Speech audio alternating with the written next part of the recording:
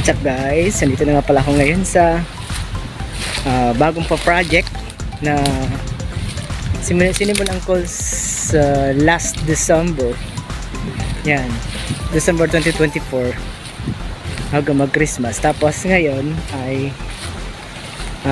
January 8. Yan, dito na ako ngayon sa malapit na ako dito sa dulo sa boundary ni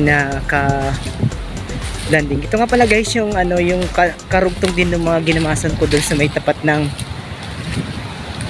purok.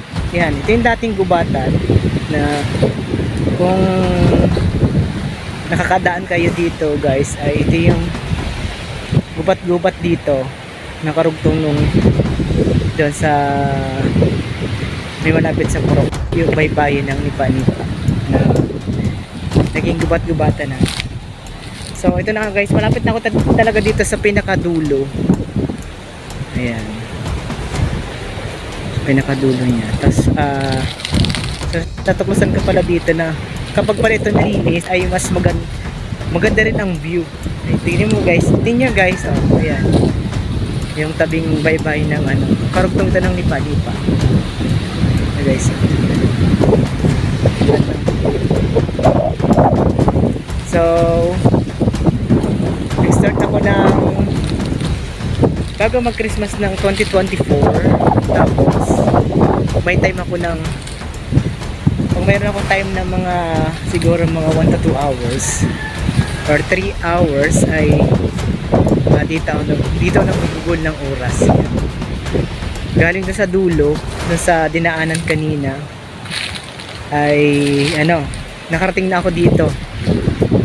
Yun, ng mga na start ng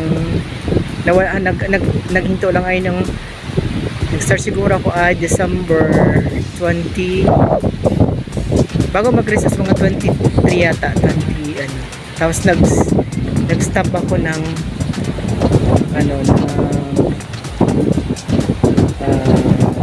Christmas, pero ang pinaproject ko naman ay yung doon sa sa daanan.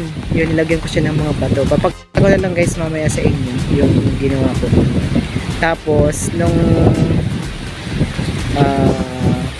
after New Year yata, nag-widening ako ng pathway. That's for free. Pero itong na ito ay paid ito by someone. Hindi ko na lang babanggitin guys.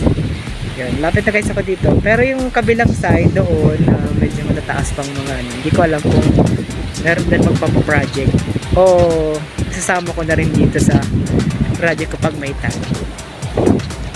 Yan, mga update na lang mamaya guys. Yan, at hapon na ngayon, mga 3 o'clock na. Hey guys, bye bye, thanks for watching, see you.